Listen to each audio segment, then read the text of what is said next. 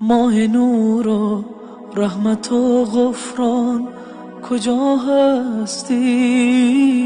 بیا ماه شوق و لذت ایمان کجا هستی؟ بیا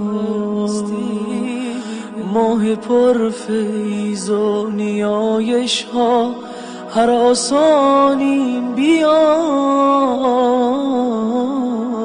ما همه بر سفرت مهمان کجا هستی؟ ای شبستان قلوب مسلمین آخر بیا ای گذرگاه مسلمانان کجا هستی؟ بیا ما هوای تازه میخواهیم و دلتنگ توییم ای بهار تازه قرآن کجا هستی؟ بیا از گناه و معصیت ها خسته و درمانده ایم ماه عفو و بخشش رحمان کجا هستی؟ بیا ما همه مشتاق هر لحظه ز شبهای توییم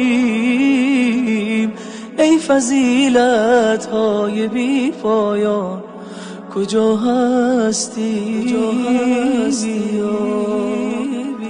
در فراقت همچو مرغی ناله ها سر دادیم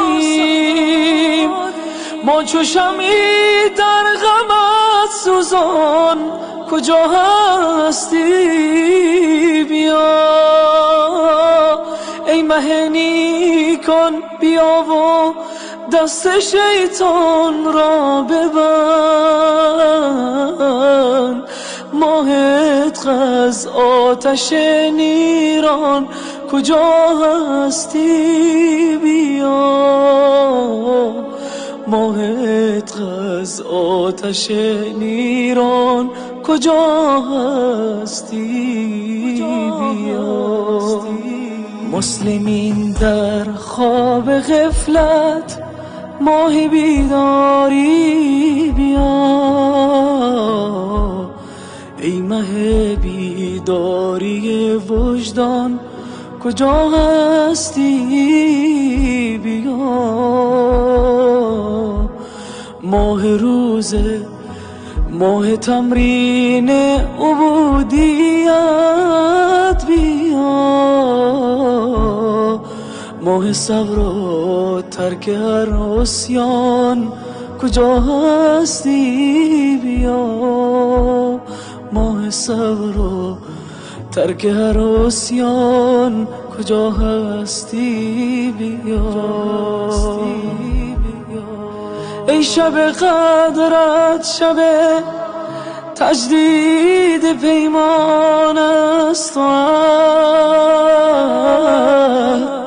ما پر از درد و تویی درمان کجا هستی؟ بیا شوق افطار و سحرگاهت به سر داریم بیا